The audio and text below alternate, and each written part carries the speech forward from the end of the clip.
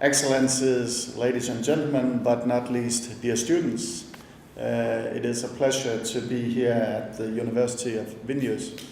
I have been looking forward to come here, and I also know that this is a challenging time, not only for Europe, but also for many of you who are going to face exams in a short while. And I hope that in my introduction and also in the Q&A session will be able to give you some insight as to both the presidency work, but also EU affairs in general, and that we can have a real discussion there. I'm very pleased that the University of Vilnius has given me this opportunity to address you. And before I dive into the issues of the European Union and what we are facing, all soon to be 28 member states, I would also just take this opportunity to stress the close bond and relationship and friendship between Denmark and Lithuania. We are very good friends, and we have been so for a long time. Actually, the last time we had real trouble with each other was in 1161, when the then Danish king came to try to invade Lithuania. That went rather poorly for him, so he returned to Denmark, and since then we have been on very friendly terms. I can also tell you that in more recent times, our friendship was tested in a very successful way due to the fact that Denmark never accepted the Soviet occupation of Lithuania or your Baltic neighbors. And we recognized all Baltic republics when you gained independence after the First World War. And we were also among the very first countries after you again became an independent nation free of the Soviet Union to establish an embassy here. And we still consider our relationship with Lithuania as a very strong and important one seen from a Danish perspective. Less than an hour ago, I visited the television tower, which of course has a very symbolic and also very recent meaning for Lithuania. And I remembered when I, as a young student, sat in Denmark watching television and seeing the television images coming out of your country about civilians protecting their independence and their right to have a democratic country against Soviet military. And I saw today the pictures of young and old people who gave their lives on that very cold winter day. And it told me, as it probably has been the case with so many of you, that even though we sometimes take freedom and democracy for granted, in an all too recent period of our lives, we could not do so in all of Europe.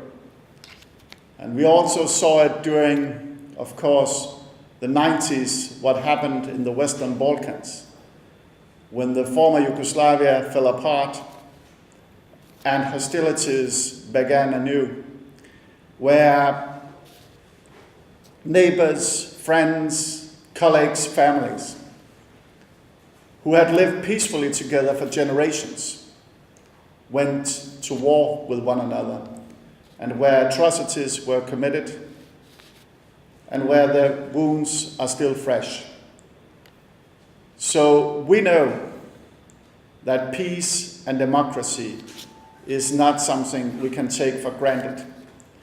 It takes decisions, and it takes the courage of those who stood firm at the television stations, at the television tower, and at your parliament back in 1991.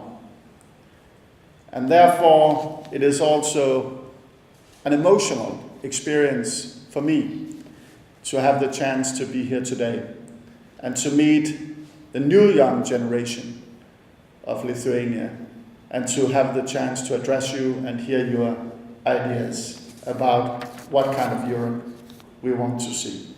It is also a celebration this year of the 20 years since we agreed on the so-called Copenhagen Criteria.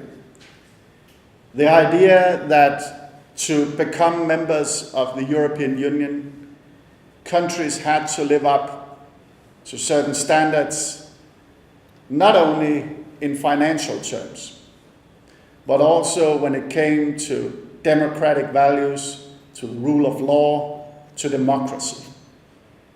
That the countries which aspired to become member states and which the countries already being part of the European Union wanted to join as member states had to live up to, had to deliver on. And I believe that the Copenhagen Criteria was a very forceful and important instrument in bringing about reform and change, not only in Lithuania, but in all the states aspiring to become members of the European Union. And to this day, that is still the case.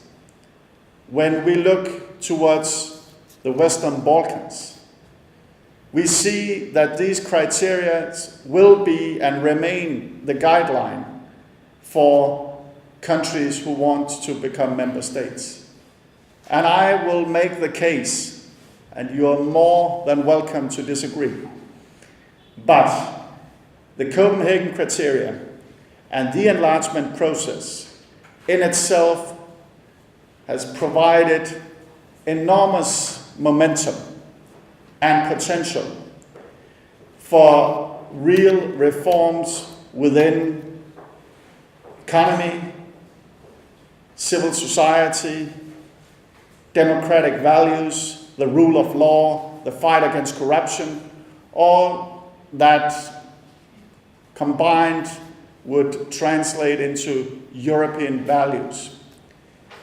And when we see countries moving in this direction, they should not be doing so to please Brussels, Copenhagen, or Vilnius. They should be doing this because it is the right thing for them to do in their own countries. And that is also the message that we carried during the Danish EU presidency with regard to enlargement. It is often said that the EU is confronted with many challenges and problems, and that is true.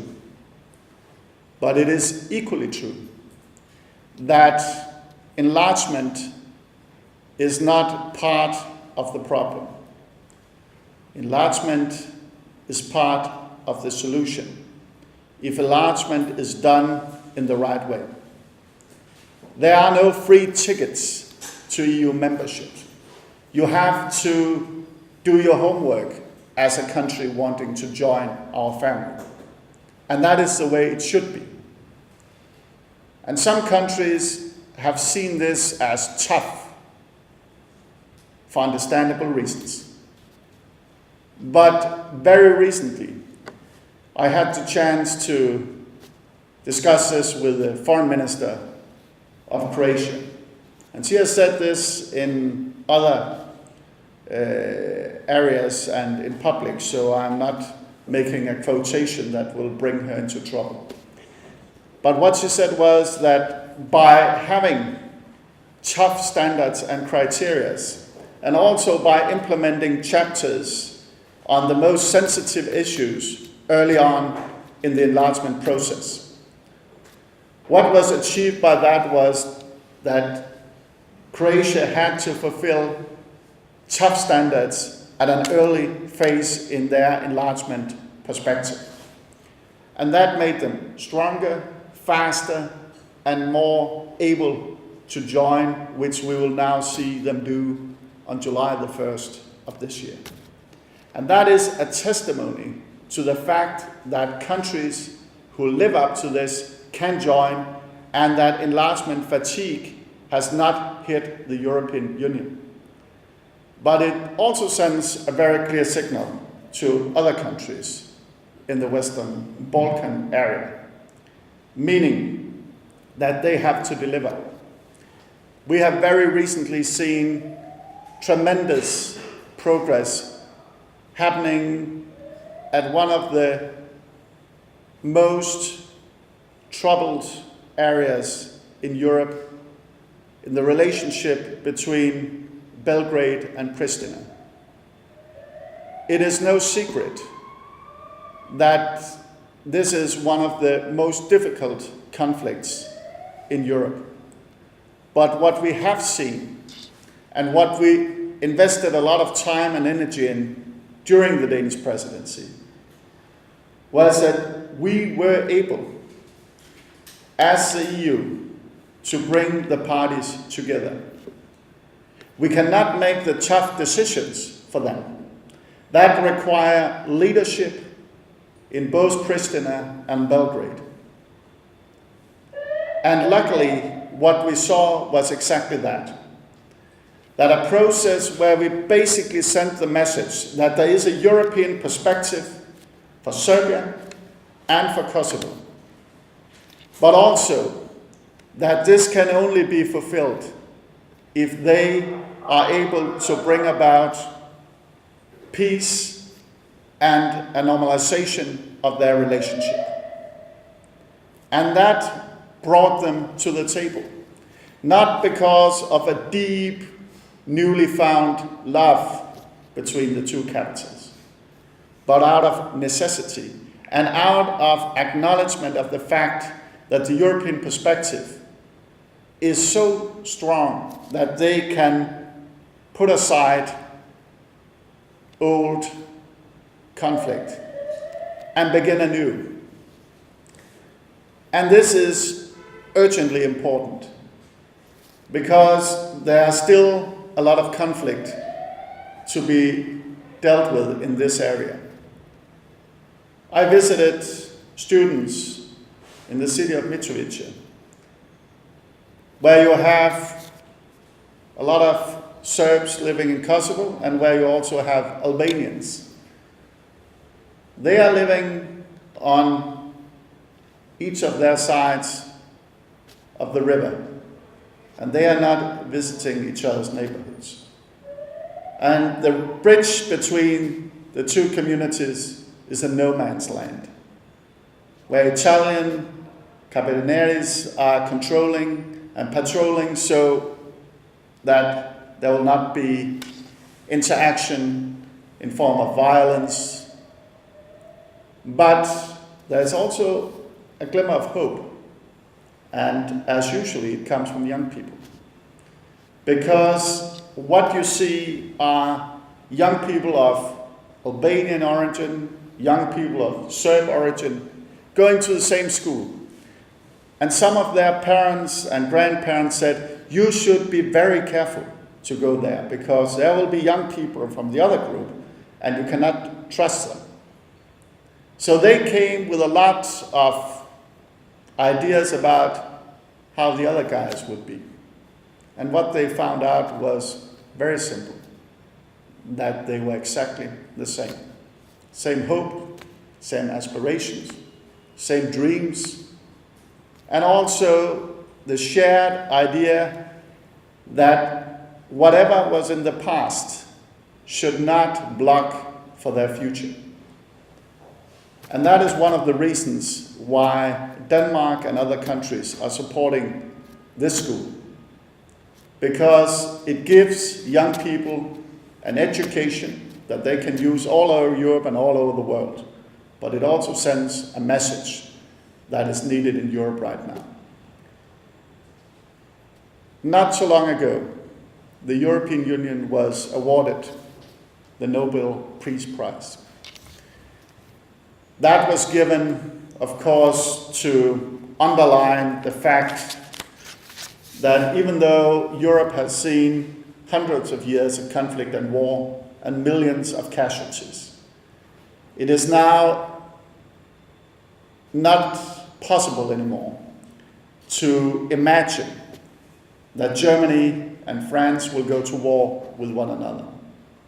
They may have harsh words. There may be times of cold relationships. There certainly are a lot of issues where Hollande and Merkel disagree. But at the end of the day, even the toughest conflicts will be solved at the negotiation table, and never again by war and conflict. And going to the second part of the reasoning behind giving the Nobel Peace Prize to the EU, which I, by the way, believe was a very great act of showing the importance of EU as an institution, as more as bread and butter, but also values and democracy and peace and prosperity. They mentioned what I just talked about. They mentioned what happened in Serbia and Kosovo during the Danish presidency when we awarded candidate status to Serbia, and where we also started on, not candidate status for Kosovo, but on the SAA process for Kosovo. And what happened afterwards was that the prime ministers of Kosovo and Serbia sat together with Cathy Ashton and made an agreement not so long ago. Those two prime ministers had never met each other before they sat down at the EU and started negotiations.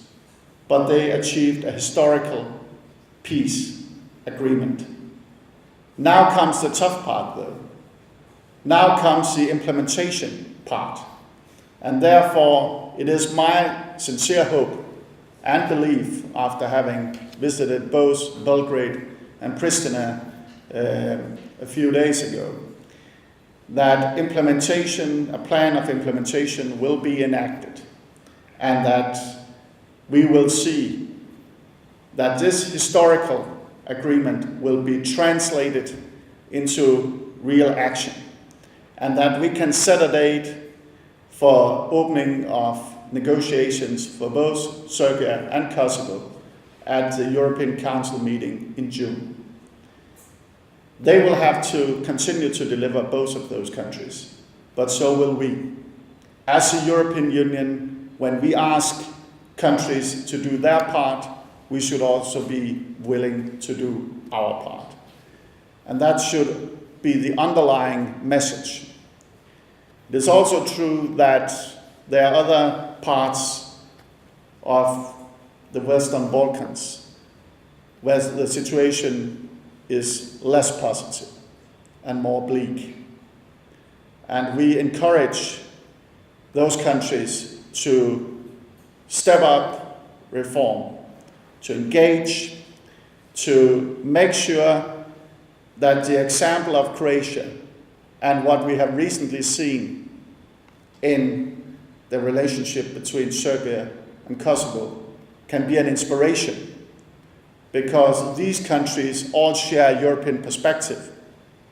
And we will assist them, we will help them, but we cannot do the work for them. They will have to do that themselves.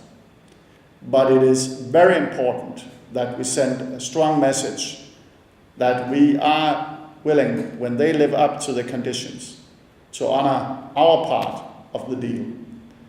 And I appreciate that Lithuania and other countries who very recently became members of the European Union support this approach.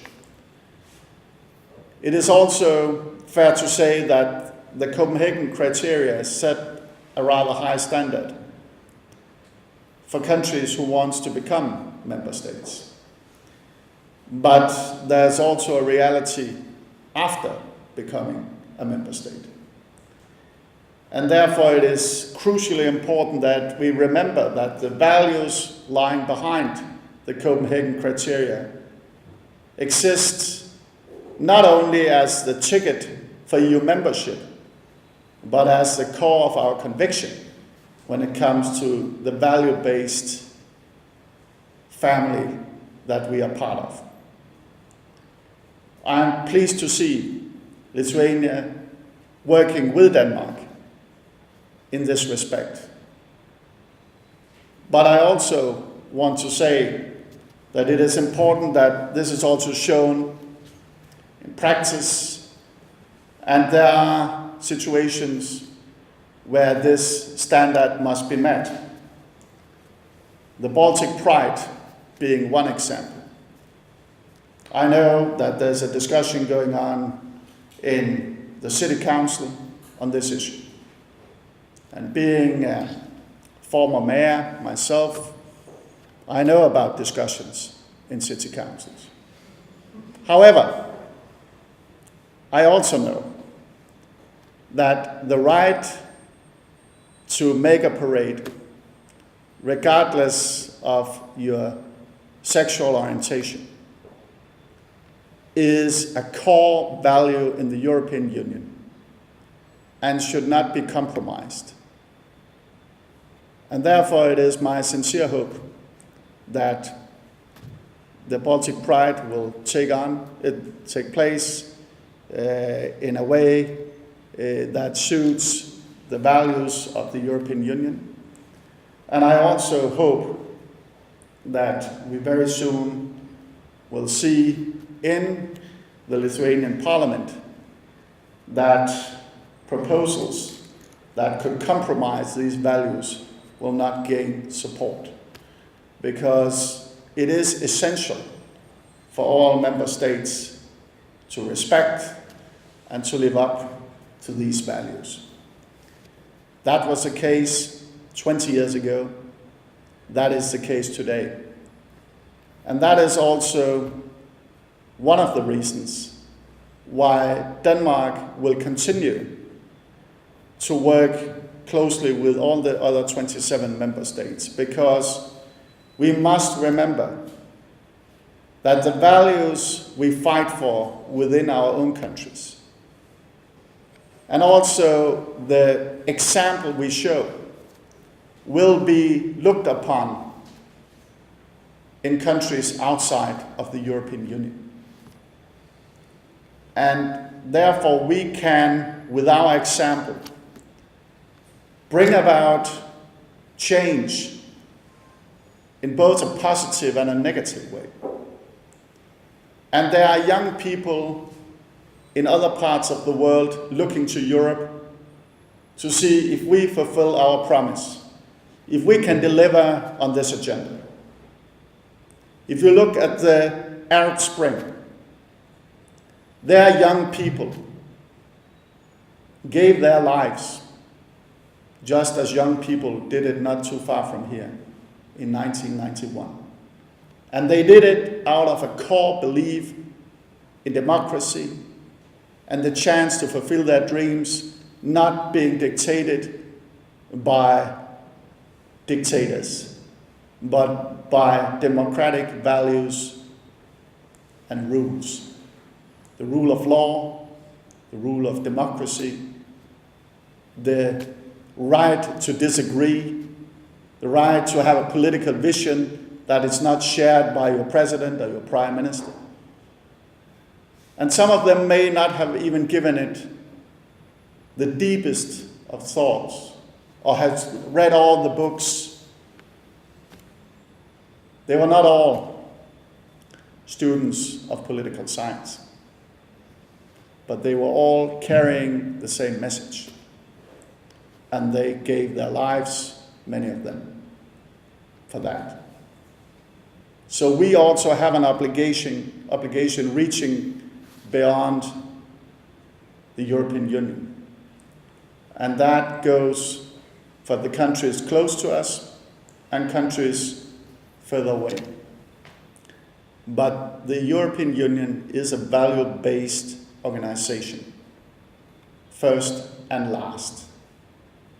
And that is also one of the reasons why we are having a very firm discussion, for instance, with the Ukrainian leadership. I had the privilege to go to Ukraine alongside the foreign ministers from Poland, the Netherlands, and here, Lithuania, carrying the message to Ukraine that we want them to come closer to the European Union. That is in our mutual interest. Ukraine being a major country, of course we want to see them going in the direction of the European Union. But also carrying the message that this is not just about the money, energy, geopolitical, strategical interests. This is also about values.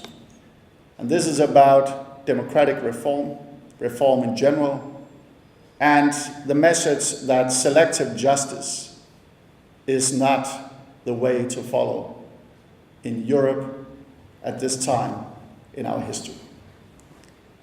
And I sincerely hope that we will be able to sign the agreement with Ukraine here in Vilnius in November. But we also made it very clear that for that to happen, we need to see more reform and progress on these issues in Ukraine. And now the ball is in their courtyard. And I hope that we will see real progress. We have seen some, but we certainly need more. Dear students, I will end this speech by saying to you that I hope that you will engage not only in terms of taking your exams, though that is important, but also to engage in building our joint European Union, consisting of young people from soon-to-be 28 countries, fulfilling the dreams and hopes and aspirations. And we need you to be very active in this agenda, whether it is in NGOs, in companies, in politics, whatever. Engage, take part, make your voice heard, and make sure that you are taking part in shaping the European Union of the future. Thank you so much.